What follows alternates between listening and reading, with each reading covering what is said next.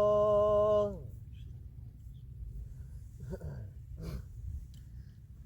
حي على الصلاة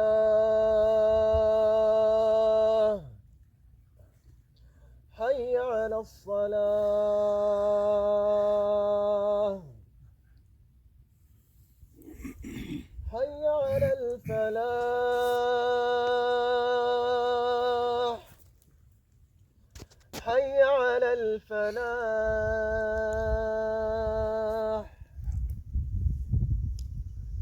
الله أكبر الله أكبر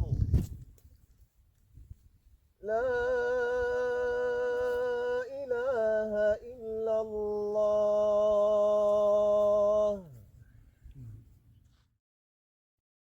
Inshallah, I will continue to document what is to know about making hijra to Morocco. Subscribe to join me on this journey, inshallah.